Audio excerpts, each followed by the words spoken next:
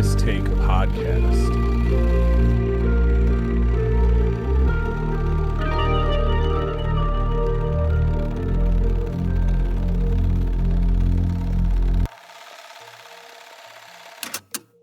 Thank you for tuning in to the Longest Take podcast. In today's episode, we are joined by Brian Bear Butler. Brian is a talented filmmaker, editor, visual storyteller whose work has brought countless stories to life.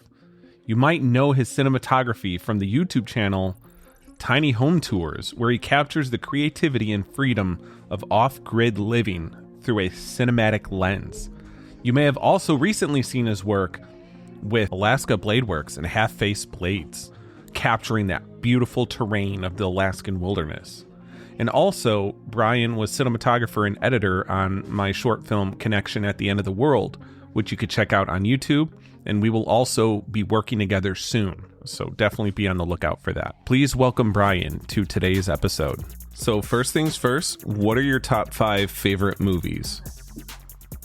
When you sent me these questions earlier, I had to really think about that because I don't always have like top 5 favorite in my mind at all times, but the ones that came up while I was driving were Into the Wild, The Revenant, Ex Machina, Aladdin, the Disney movie, and Ninja Turtles from like 1990, like Secret of the Ooze, like all the live action ones. I would say like that's kind of me in a nutshell right there. And every one of them has a specific reason for, liking them.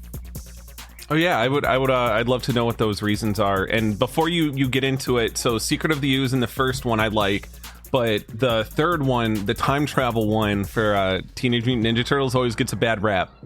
I love that one. That one's so good. Like, I don't know why people don't like it. Whatever. When I rewatched them, the only thing that I noticed with that one is the suits are much worse looking because they didn't have I think it's the Jim Henson Company didn't come back for it. Yeah, the guy died after the first one. Oh, right, okay. And sad.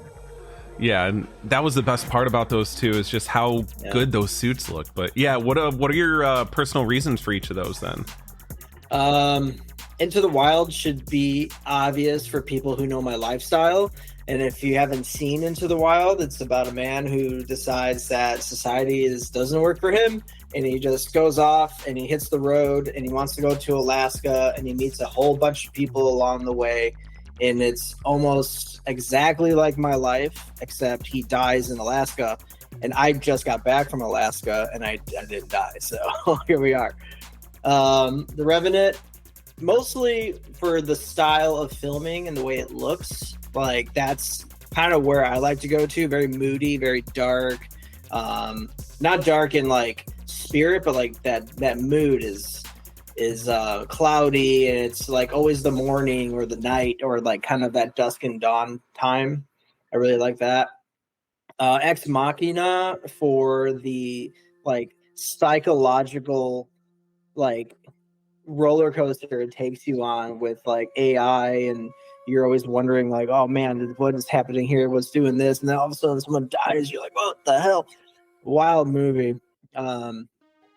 Aladdin's a funny one, and it's kind of like Into the Wild, where I feel kind of like Aladdin sometimes, where I'm a bit like a street rat, except I'm more like a dirtbag nomad that lives in a van. And like every guy's dream, I think, is to find the princess, and then hopefully she likes his dirtbagginess, and then they get together and live happily ever after, and have a genie and go on an adventure into the cave. Like, how cool is that? That's almost the hero's journey, some Joseph Campbell stuff there. And then the Ninja Turtles is just, man, I grew up on the Ninja Turtles. So for me, that's like, I don't even know. That's just nostalgic for me. Like when I go back and watch it, I can feel like I'm like 7 years old again. Yeah, I feel that, especially the nostalgia for TMNT. Because I watched that one a lot.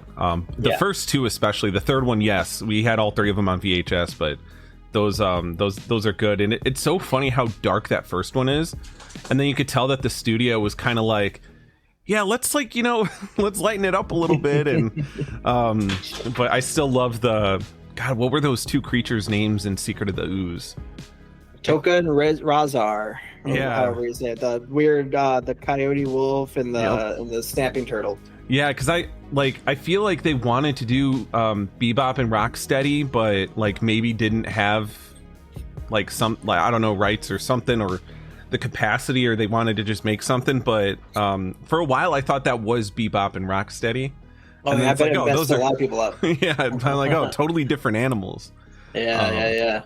But no, I love that list. And I mean, we've talked about The Revenant not too long ago, and just like, I feel like there's always overcast too in the movie, and that, like, so even throughout the day it's just always so dark. And yeah, it really goes to show you, like, when you're making a movie, you like everything matters, like the color of the sky, the temperature of your white balance, like it all adds to your frames that pushes to the next frame.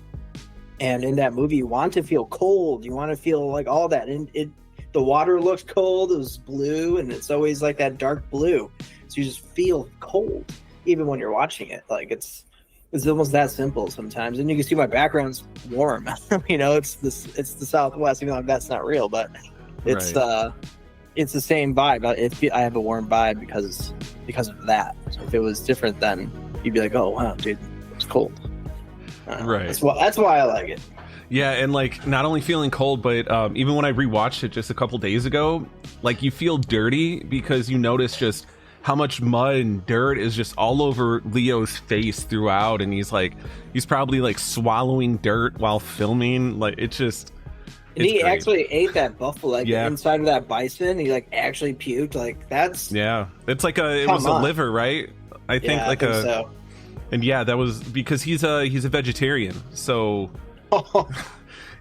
which is insane, because not only are you going to throw up from like probably just trying to ingest raw meat like that, like straight up, but not having meat in your system for so long, like that's going to upset your stomach like crazy. Absolutely. And yeah, the thing about Into the Wild, which I'm sure you already know, just stay away from those plants. Bring your own source of food, and I think you'll be okay, because that's what did him in, right? It was a potato plant, and there was two types, and one had a vertical vein and one had a horizontal vein, and the horizontal vein was the no, and he had handfuls of that.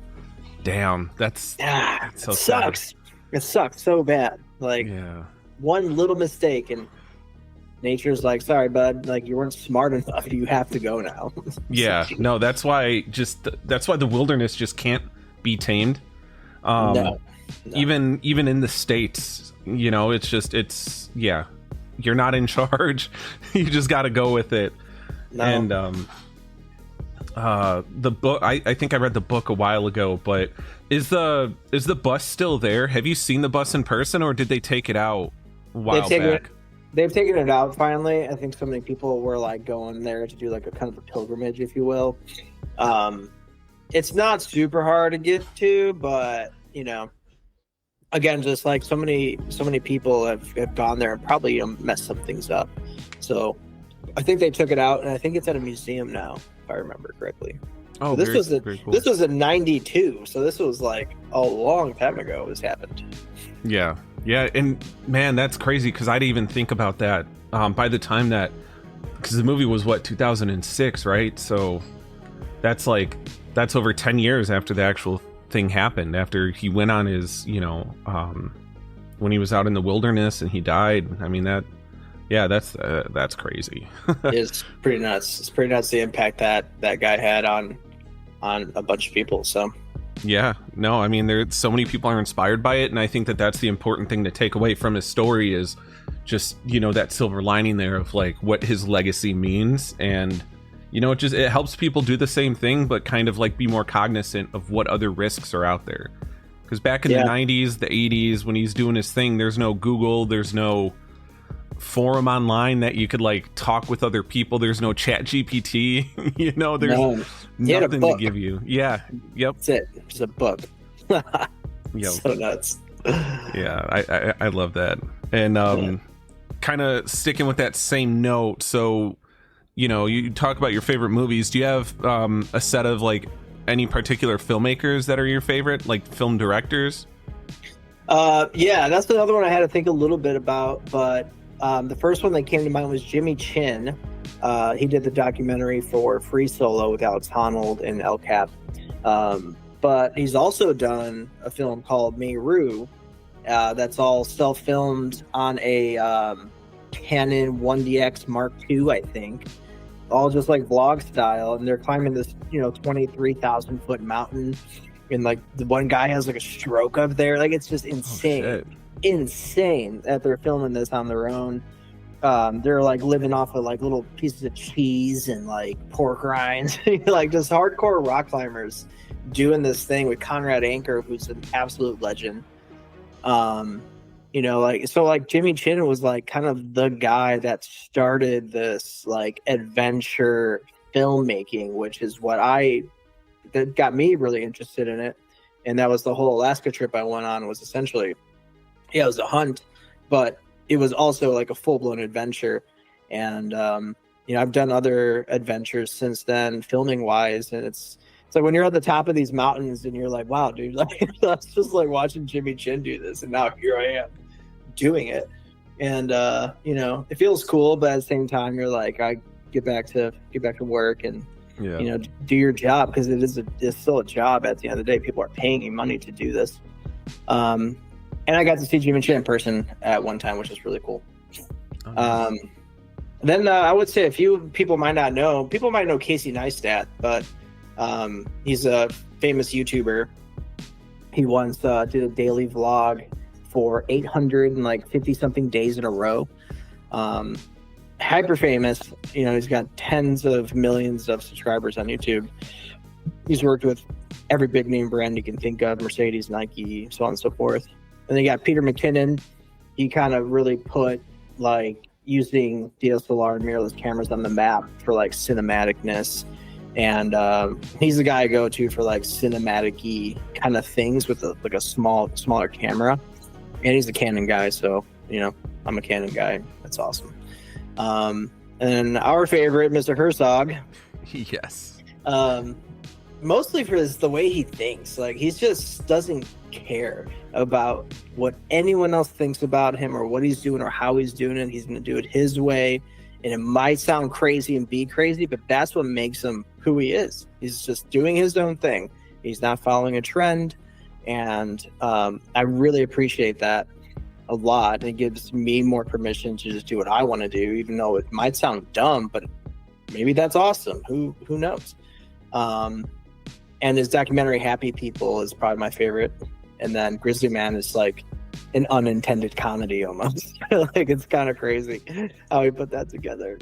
Then you got David Attenborough, of course, big nature guy, gotta have him. And then Donnie Vincent, another unknown to the masses. He's a professional hunter as well, and he makes some of the prettiest hunting films I've ever seen in my life. And I got to work with him for 4 days once up in Yakima, Washington. And he said something to me that always stuck with me. And I was like, hey man, like when you're out there, like, what are some tips? Like, why? Right? He's like, film everything. I was like, well, that's, kind of easy to say, but at the same time, it's like, it's really true. Like every conversation someone's having, just start rolling on it. You never know what they're going to say. It might be gold.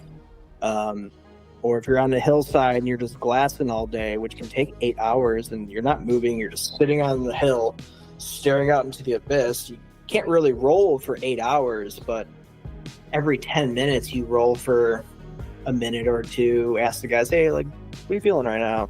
Just constantly moving the day forward on camera. And sometimes it lends to some really cool stuff.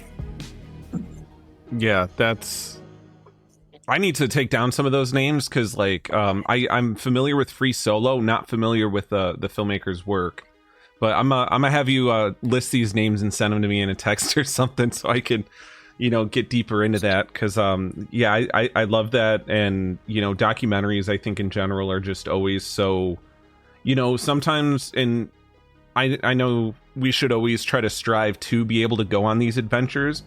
But, you know, if it's just not that time for us yet, or we got something else going on, documentaries help us at least try to understand other parts of the world, because there are people that have done the brave thing of, you know, uncovering that for us. And I think that's what something these documentarians do, and I think that that's great. But yeah, obviously I want to talk about Werner Herzog, because he's also one of my favorite directors. We've talked about that. But earlier I was talking about how, you know, nature can't be tamed. He's another example of how it can't be, but also he's an example of like humanity's perseverance through it. Because just the stories on set in the Amazon for like Fitzcarraldo and Aguirre, The Wrath of God, it's insane that he even decided to go there to film. But just like the stuff that they have to put up with and everything, and I love his curiosity. I think that's what I admire most about him. The dude makes documentaries, I imagine, because he's just like, oh, I wonder what this is. What's this about? And then he just does it. He makes something about it. Like, I love that. He's so naturally curious. When you listen to his talks, he's not there to just talk. He's there because he's like, I have something to actually say. And like, I actually care about this whole thing. He just reminded me I'm going to add a 6 to my favorite movies. And that's Apocalypse Now. Oh my God. Yes. Like, brilliant. Dude, insane movie with insane cast. And it took 2 years to make this thing with a humongous budget. And just some of the best people ever to hold a camera and direct. Like, insane. Yeah, crazy. And it looks incredible. I mean, you watch it now, like I've got the 4K somewhere, I think, but like it just that's how important it is to film on location or really pay attention to your setting, because when you watch it nowadays, like just being out there in the jungle and stuff, like it just looks magnificent. And it was basically during the war too, which is even more nuts. And just they had us study that at sound design school. And just the opening scene with when he's in his bedroom freaking out and the fan is going, and then the fan turns into the helicopter noise. Like, dude, fucking come on. Like, that's so good. Like, I live for that. Yeah, I love that. And I miss when, and we kind of get it now a little bit, but I just miss when, you know, directors, and I'm sure it's a money budget thing and like studios don't want this, but I miss when they like swing for the fences with these huge ambitious projects.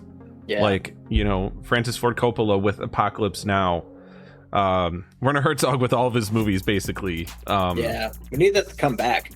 Yeah, because the closest thing is like Martin Scorsese. Every time he does a movie now, they let him do it for like 3 hours. Like his last 2 movies are over 3 hours, I'm pretty sure. You know? It was the Irishman or whatever he did. Yeah, it was like 4 hours long. Jesus. And Killers of the Flower Moon. That one was like 3.5 hours. It's just, you know, let the OG directors just do that. I mean, Coppola did Megalopolis. I didn't like that very much, but he funded like the whole thing himself, I think. So he was just like, I want to make this project and I'm going to put all my money into it. Well, not all of his money, but it's just this ambitious tale that I didn't like it, but I appreciate the story behind it. I think there's a documentary on it already, but yeah, just let these guys cook, you know? Literally. I love that. That's amazing. And Werner Herzog is doing a movie. I hope he's still working on it, but one of my favorite stories about the Amazon and people thinking that they could tame it is I think it was Henry Ford back in the 30s or whatever. He had Fordlandia, you know, he made a little Americanized town and he set up like a rubber factory so he could, you know, produce the rubber right there at the location where they source it. But like, there were deaths, there were like babies being taken out of their cribs by like, I don't know, leopards, whatever cats are down there in the Amazon. There was just so much chaos going on, and it's because like you can't tame it. It's just not gonna work. No, the Jaguar is gonna come for you in the middle of the night. Yeah. They're going to come for you, and they crush the skulls of caiman crocodiles. So good luck, buddy. Good luck. Yeah. So, and just Werner Herzog, I hope he pulls through and does it, because that is his story to tell out of any filmmaker. give that shit to him, and he's gonna make another masterpiece with that. Just maybe not let him go to the Amazon to film it, because he's kind of old now. I don't know how much longer he could do this. I know, it's like him and David Attenborough, and then you got Ken. Then you have Ken Burns. Ken Burns is like an underrated OG of just making. Dude, he has a documentary he finally is releasing. It's been in the works for 12 years. Wow, what's that one about? Because he did the Vietnam one, right? That big Vietnam documentary. That was him. Yeah, he does all the history stuff, and this one's I think about the revolution and like the history of America. Oh, okay. Wow. Yeah, he was on Theo Von's podcast. It was actually a really good listen because Theo Von's very curious and funny, and dude, he gets whoever, man.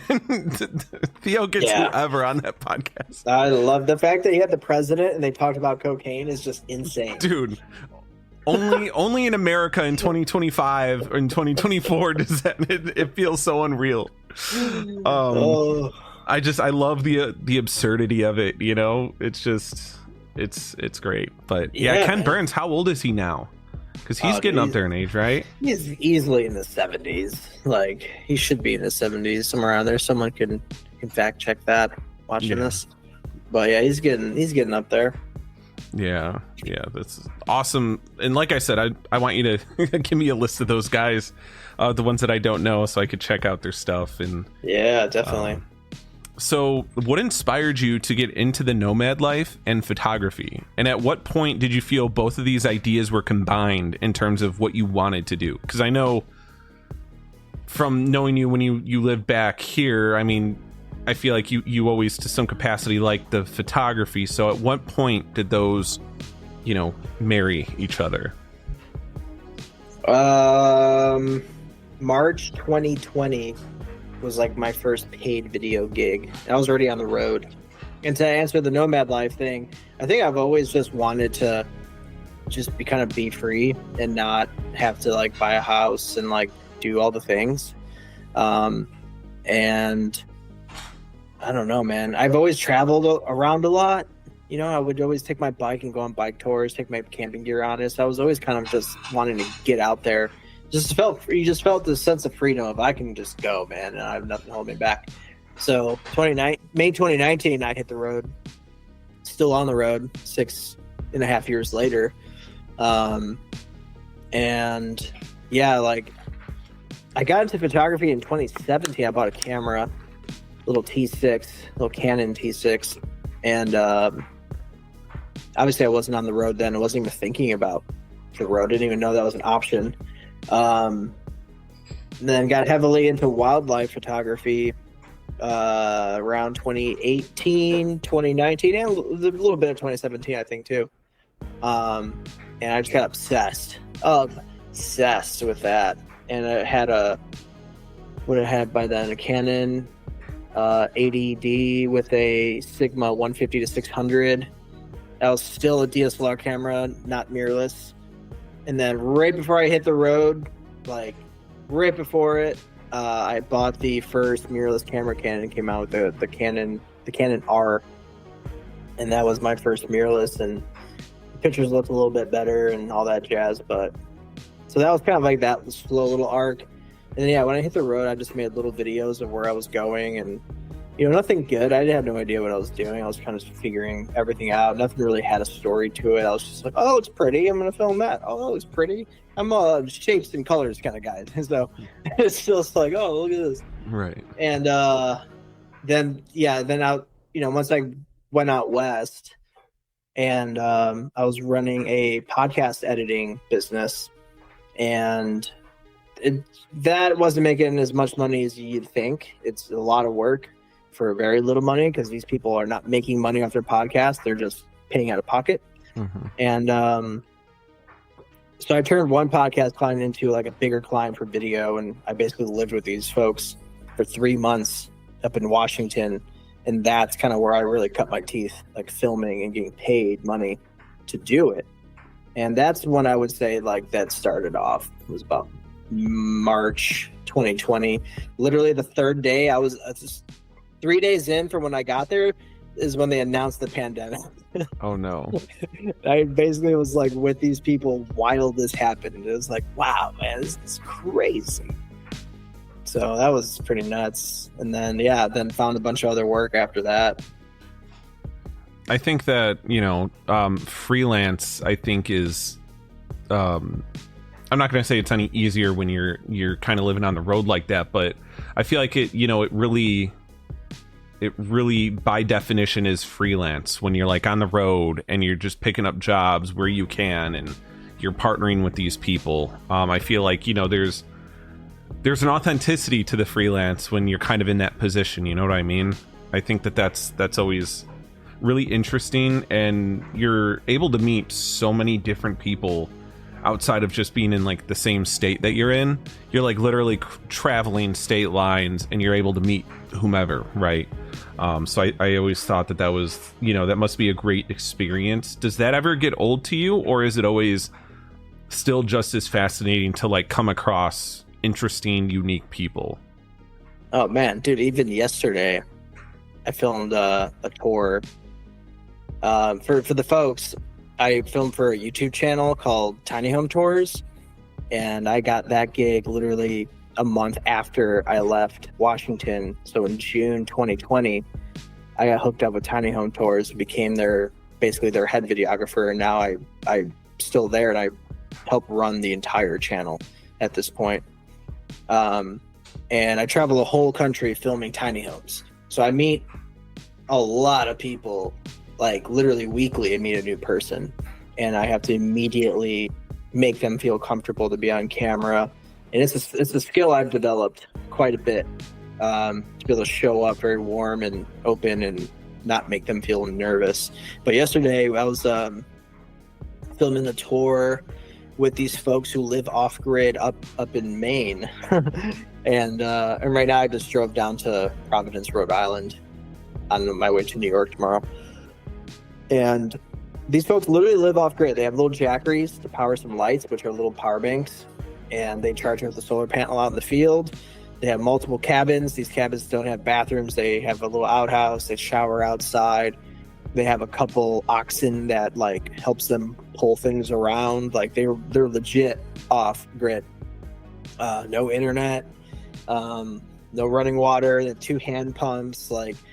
So yeah, like I meet some wild people sometimes that like live this like almost Amish lifestyle, but they're normal people like us, and they don't have any bills, and they love their life. The guy gets to be with his family every day, and he's not missing out on anything. Like he's got it all: food, water, shelter, his family. Like he's crushing it, if you ask me. Yeah, and that's awesome, because I mean, going on 6 years then with Tiny Home Tours, right? Yeah. And when it comes to getting like a tiny home, like the person that the people that you met yesterday, you said, do they buy like the plot of land and then like that's it? That's the only thing that they have to pay? Like they just do that and then they're able to just like plop down, or is this like open land? How do the logistics work with that part of it? I was always curious. Yeah, so it's usually not ever the way you think it would go. And like this dude, like this 40 acres was in his family for over 100 years. Wow. So he just inherited it. So he didn't have to pay for it. They just pay the property tax.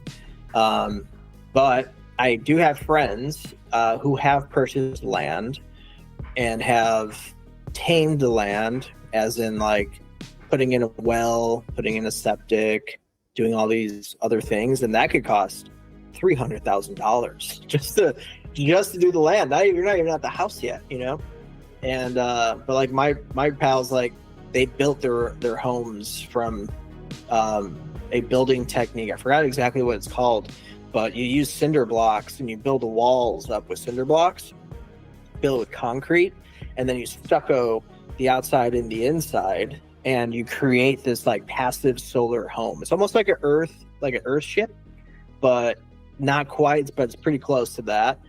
And in that case, like you don't need an air conditioner, because they live in Colorado, so they can just crack a window, and it's usually always pretty cold out.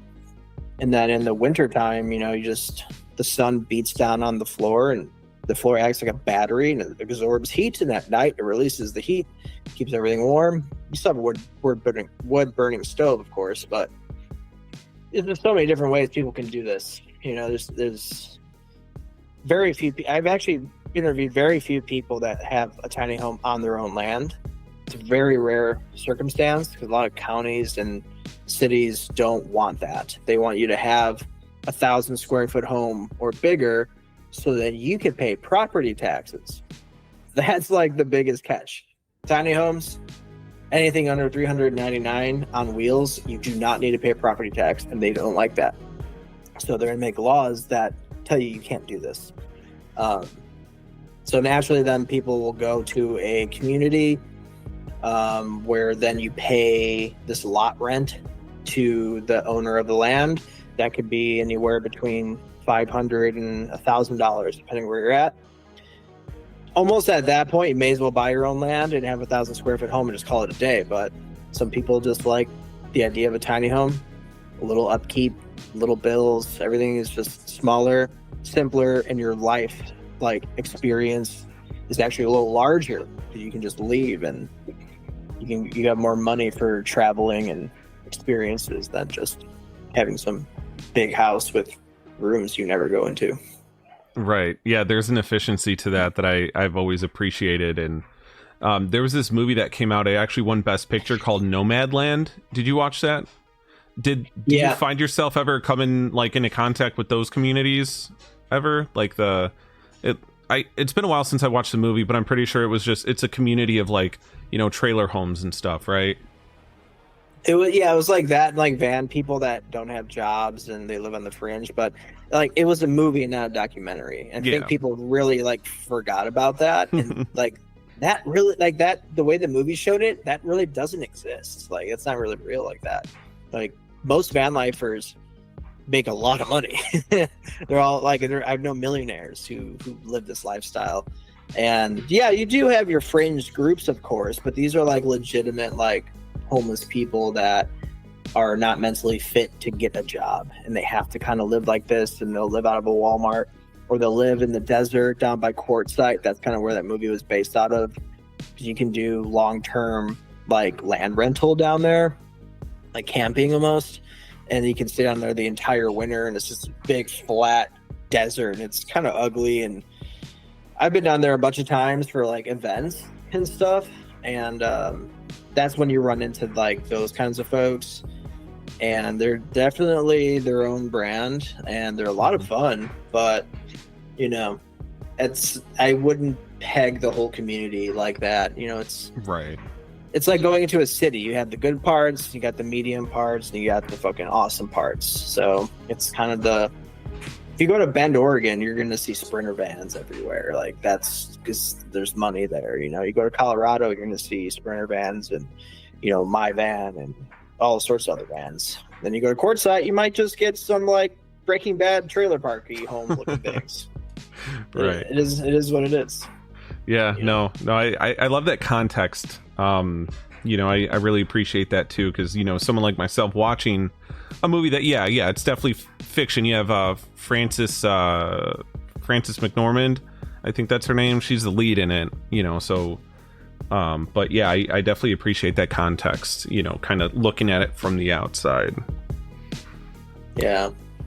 And getting back to just what you do, tell me about the start of Travel West Productions, how you got to that name, what the goal is for that, that kind of production that you've created with yourself.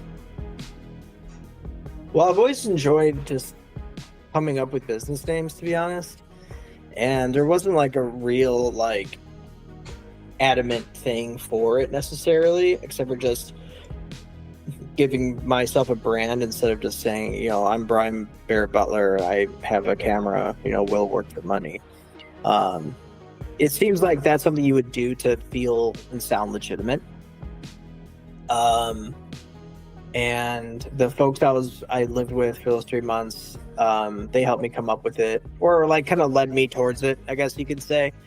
And it just made sense that, I'm from Chicago and I traveled west and I got into production. So I'm like, I'm just gonna put those together, and there we are. So nothing, too sexy about it. The logo, as you saw, is like a compass, but it also has like an arrow in there because I film a lot of hunting videos, so that just kind of made sense to me. And it has that like rough like look to it, like outdoorsy rough look. I have been thinking about changing the name completely to like Brown Bear Production or something else that kind of also fits my name.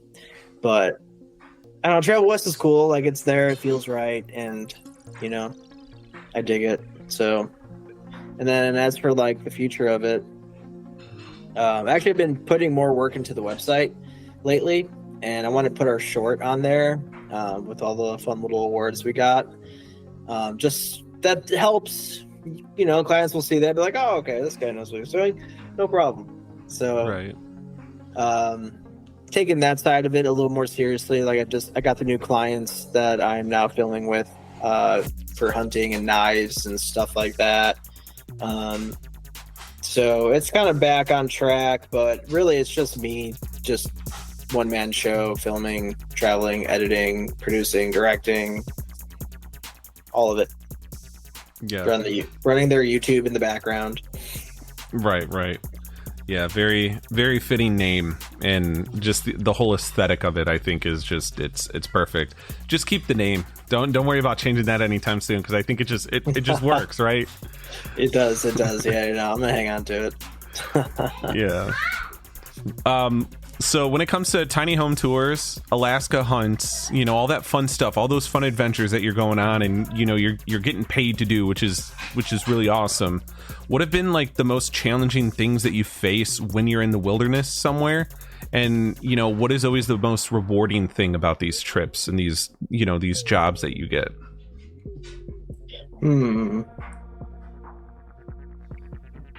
It's gonna sound a little different from maybe what you might want to hear, but the difficult part is actually not in the wilderness. It's the in-between jobs where I'm traveling alone for multiple days on end in a new city every time, or new town every day, not knowing, like every day I have to make decisions, a lot of decisions every day. I gotta wake up, okay, where's the nearest coffee shop? Find that, go there. Cool, I'm there. What am I gonna do? Should I work a little bit? I have a meeting in an hour. Put a little editing in. I go do my meeting, get done. Like, I don't know, do I have energy, creative energy to go back into my edit? I do. I have an hour. Let's put an hour in. And then it's like, all right, now we got to travel 4 hours to this other place that I've never been to before. And I have to find either a campground, public land, somewhere to camp, or I get a hotel. And so it's like just every day is this flow of decisions that I have to continuously make, and that's the hardest part. And again, just like being alone, like it's fun being alone some days, but there are other days like, yeah, I mean, you that's why we all get married and have kids. Like it feels good to have connection. And luckily I have friends kind of all over the country at this point, so I always have somewhere to go and stay at. But there are those days, those dark days where you're like, oh god, what am I doing? Like, why am I doing this? This is insane. Like, I should have the house and the kids and the white picket fence. But then you realize like wow, I'm like very small. I'm a like 0.000 like percent kind of person that gets to do this and gets to just wander around and learn. And I saw Boston for the first time today. Like, you never know what you're going to find and see and talk to. And then you're reminded like, okay, this is all those hard days are worth these experiences that I get to have with these random people I would never, ever get to experience if I just stayed in my bubble back at home. And then in the wilderness is where I feel alive, dude. Like that's my jam right there. Like I feel like Superman when I'm in the wilderness, walking around, breathing heavily and sweating, and my heart rate is always up. And when we're in Alaska, we're just scooping up blueberries from trees, eating wild tundra blueberries. We're eating the meat from the animals we shot. Like, dude, you just want to primal scream. Like, it's so good. And you're with like these hard men, and you're just doing guy stuff and throwing knives and shooting guns and walking up and down mountains, drinking out of glacier-fed streams. You don't even have to filter it. Like, it's insane. And I wish everyone can experience what it's like to be a human 10,000 years ago. Minus they didn't have guns, but pretty dang close. You're seeing the same things they saw. You're eating the berries that they ate on the ground and the caribou that they probably somehow managed to get. So yeah, the woods are my spot, dude. And if I'm camped out in the woods somewhere far away, like, I'm pretty freaking happy. Yeah, that's where your home is, right? Your real home is out there in the wilderness. I feel like there's definitely something liberating about that. Just being able to be so remote to the point where it's like it allows you to forget about just like the everyday, mundane concrete jungle of like our, most people's existence. But, to be out there kind of in the middle of nowhere, I've only had that true experience once, but like I haven't had anything like that since. We canoed like 20 miles to a spot in Montana, and we camped out, which we had an outfitting company with us that cooked for us and everything. So we were spoiled, but we were still like a 20-mile canoe ride both ways from being picked up from a car that has to drive like 3 hours to get us. Right. And you probably experienced when you got back. So I spent 21 days in Alaska, so you'll feel the same thing.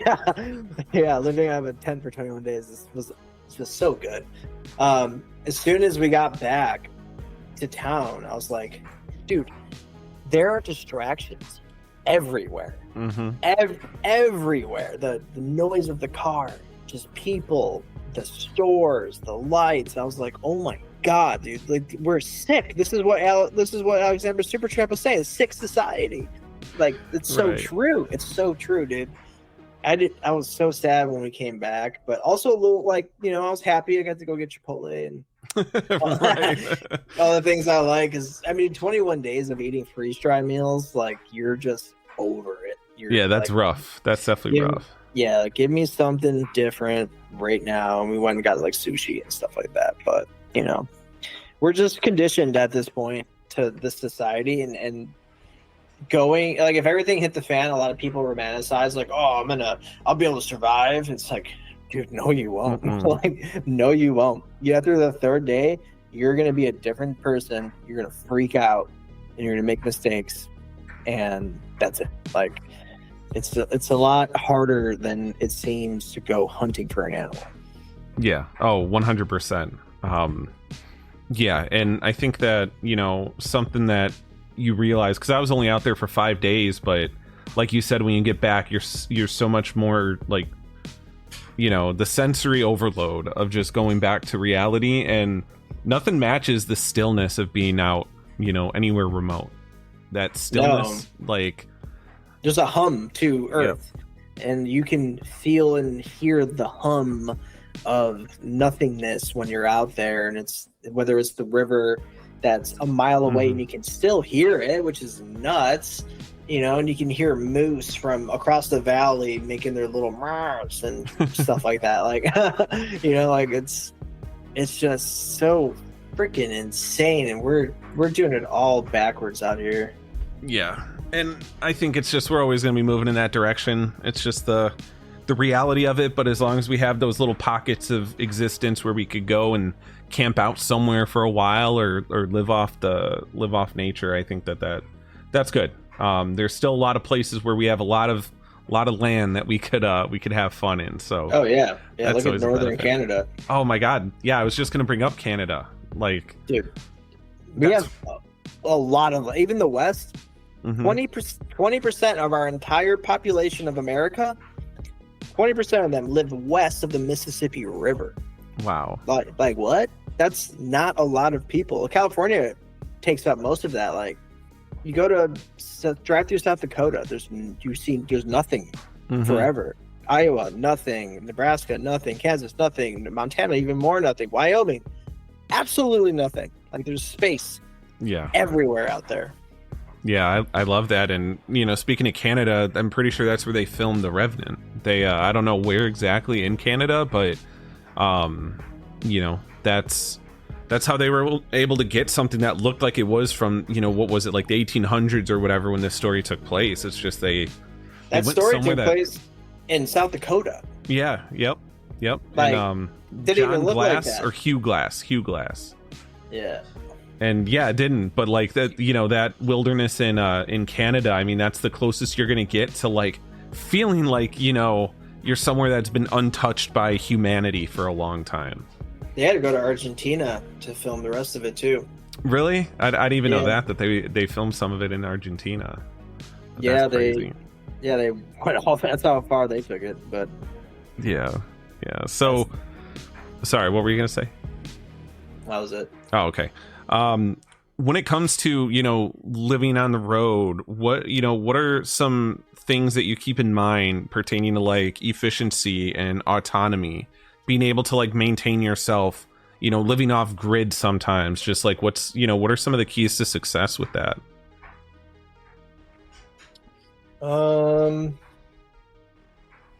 Starlink. Gotta be able to watch your movies if you're in a no cell signal zone. That's kind of a big thing. If I just got Starlink too, so for 6 years I didn't have Starlink. Did you have it in Alaska? No, we had just like a couple of Garmin N-Reaches and a sat phone in Alaska. Got you. All like just in case stuff. Yeah, so like a lot of my camping would be in the woods, but like where I had enough cell signal to like still, go on YouTube and do what everyone else does, like watch TV at night. So there's that, and then I got power in my rig. I got solar. I got a refrigerator. I have a little kitchen to cook out of with propane, and nice, real comfortable bed with great warm bedding and all these things. And what else, man? Like, and after a while, you fall into a rhythm on the road, and I've already traveled around it so many times that I have all these spots that I already know to go to. So like a lot of the mystery is gone. Like all the novelty is kind of gone now. And if I name a state, like I will tell you all the spots that I go to in that state and where the coffee shops are at, where the good restaurants are at, just anything of that nature. And I don't know, dude, like it's hard to say at this point because it's just my normal life, but like those are kind of the key things to like really extend your life out there is to make sure you're eating well. You're not always eating garbage out there. I don't know if this is answering your question or not about the autonomy part, but yeah, like I'm pretty independent, so I just need Google Map and a gas station and I'm like good to go for the most part. You hit what I was looking for there. And some of those things that you talk about, it almost makes me think that just mentally to be able to like continue moving on with this kind of lifestyle, you need things that ground you to like society in a sense, like having that YouTube, having like a proper fridge or a place to cook meals. It kind of it's like these little threads of civilization that keep you grounded. That's like the thing separating you from straight up just being like a sentient ape in the woods somewhere, like living off of nothing but the wilderness. You know what I mean? Yeah, that I don't know anyone who can even that's do possible, that right? Anymore. It's definitely not. I mean, most people doing van life, their rigs are like 60 grand. Like they have really nice stuff and they have everything. Like I have everything a normal person has in their daily life. Everything except for a roof over my head for the most part, although I kind of do. But I mean, to add to that, I'm in a hotel right now. Right. I'm in a place where I really can't. There's no public land to camp out at. I don't really know the area that well, and I was too tired to look up campgrounds and all these other things. And I don't want to sleep at a Walmart. You can get broken into. You don't get a good sleep because you're just like on alert the whole time. I have a few stories. I've had a few wrote stories about that we'll get to later maybe. Uh-oh. You know, and like this, like just getting like a decent hotel, and luckily I have make enough money where I can do these things. You know, I'll get an Airbnb for a week sometimes when I'm just really burnt out from just moving and traveling and wandering. Like you just need to sit still for a minute. So I'll get an Airbnb for a week. I'll fly home. I'll just fly home for a week or two, like I am. I'm gonna be back for Thanksgiving for almost 2 weeks. You know, that kind of resets everything, and by those 2 weeks, you know, I'm itching to get back on the road again. It's like missing like an old girlfriend or something like that. You're like, oh dude, I miss being on the road, just like waking up, not knowing where I'm gonna go next, and everything is novelty and a surprise, and you know, it's a challenge and an adventure sometimes. Right, absolutely. There, you know, you always need, I think no matter what we're doing, you always need a little bit of a break sometimes, but that just makes us appreciate what we do that much more, right? Yeah. So from the filmmaking perspective, you know, and you touched on this a little bit earlier, but what ultimately like is your goal? What do you want to have, you know, what do you want to have done, you know, 30 years from now from like a filmmaking perspective?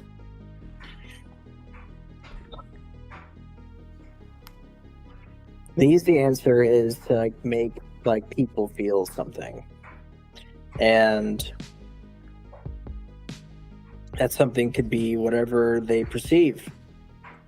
Although I have some control in how I make them feel that way. I can make someone feel motivated, inspired, happy, sad, angry, scared. Like you're in control of doing that.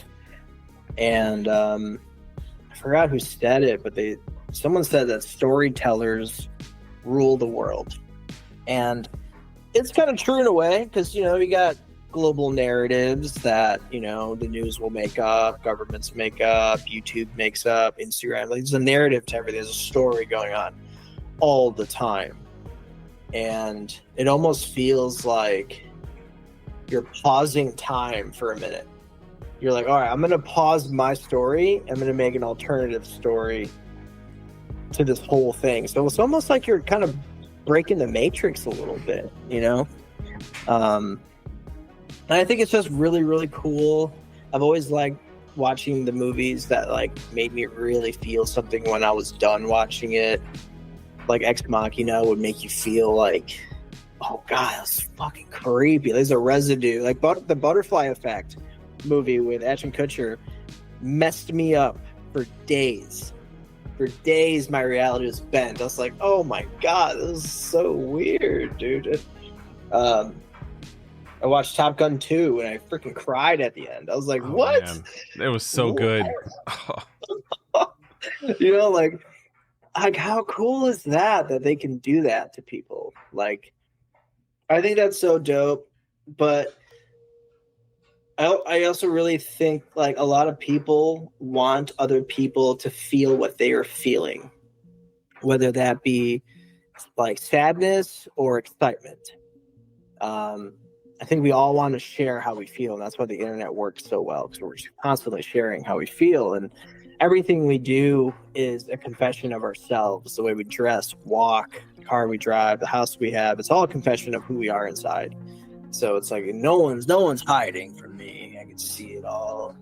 And which is probably why people look at me like, oh, this he's a loser, he's homeless, like he doesn't have a house or anything. But in reality, it's like I probably make more money than you, and I feel like I'm doing way cooler things with my life. Like, I'll be happy when I'm 80. I'll be excited that I did this.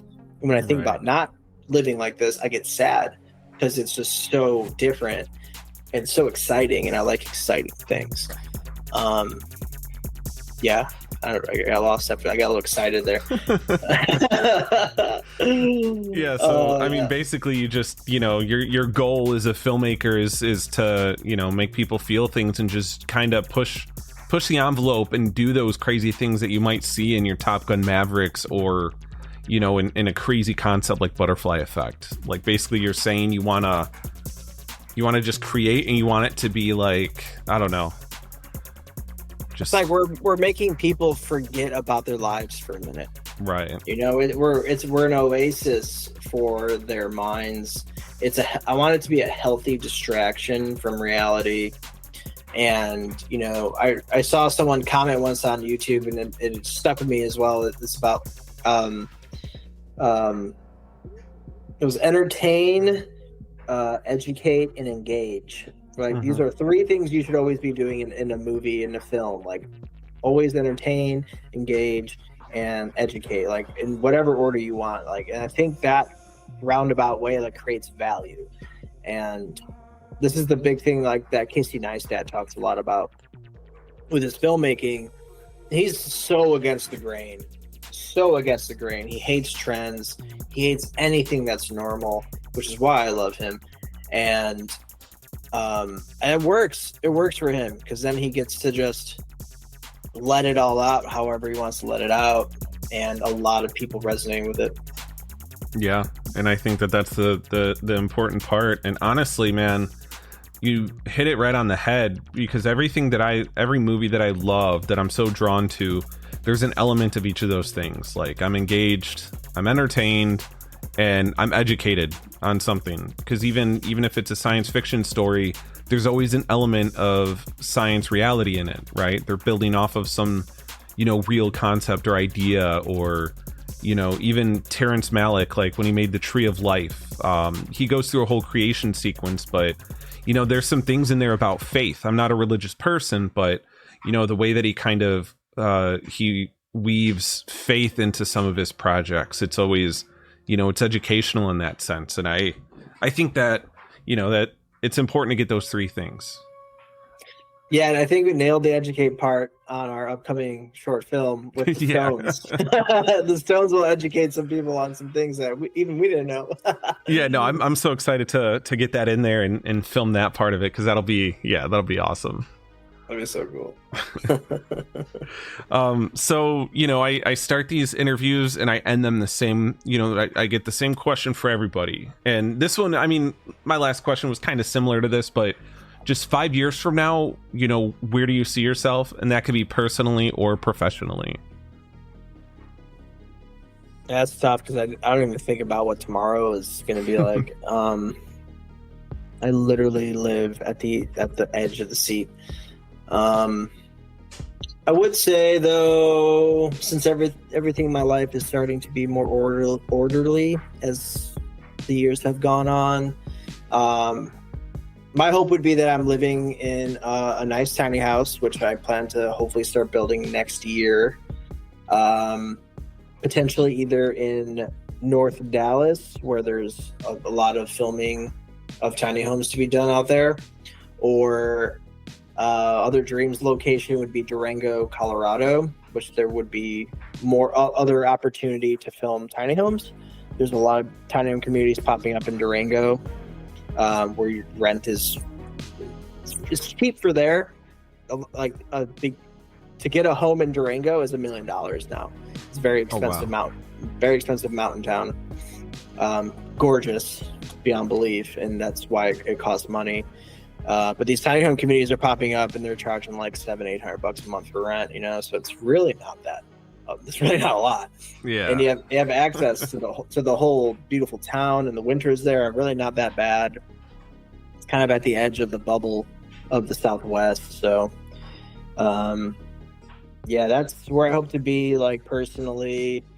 And maybe, I would definitely looking for my Princess Jasmine. So if you're out there, just go ahead and slide in the DMs, and have that going on. And I would love to have a kid, definitely 2. I think that'd be really cool, especially in 5 years. I think that's doable in 5 years to at least get one kid kind of pumped out. And then professionally, like, keep filming hunting shows. I absolutely love that. I am excited to sit down and edit, and I will edit for 4 hours straight. No snacks, no drinks, just get in the zone. And I'm obsessed with it. Maybe I'm still at tiny home tours. I don't know. I hope so. I hired half the team there, and it just feels like home, and I really, really like it. I'm the main guy that films everything, and so that would require me to stop. I would have to stop moving around as much at some point. So I have to figure all that out as the years go on. But I mean, for now, like, dude, I'm totally fine just wandering around filming, doing my job.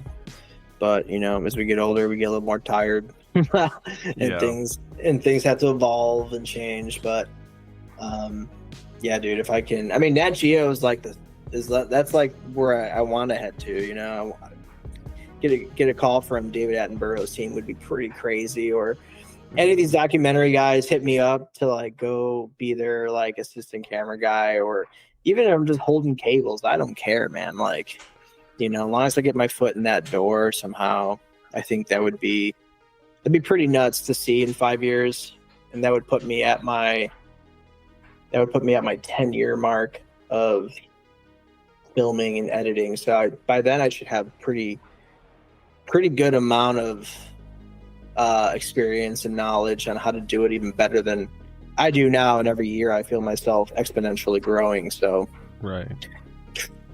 but yeah, by year 10, dude, it's gonna be. Yeah. I'm gonna be hitting homers for sure. Yeah, hell yeah. And it's, you know, that's great because it is really always about growth. I think no matter what you're doing, no matter what field you're in, you're always going to be growing. I mean, if you want to grow, never get complacent. And I think that the curiosity is always a big piece of that. That's, at least for me, that's always a driving force to keep wanting to grow and learn and do things.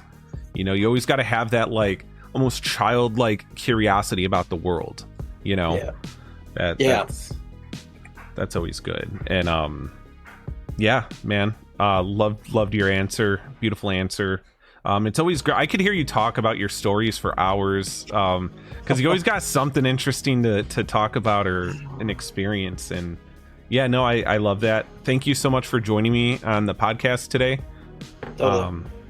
It was great talking with you, and yeah, we're gonna be working together soon, so I'm looking forward to that. It's gonna be some wild shit. So Hell yeah, thanks for asking to be on here. That was really nice of you. I haven't talked on a podcast in like a year now, so it's been interesting to even hear what I have to say. Yeah. I've changed a lot in the years, so that's cool too. But yeah, thanks for doing this. Yeah, no problem, man.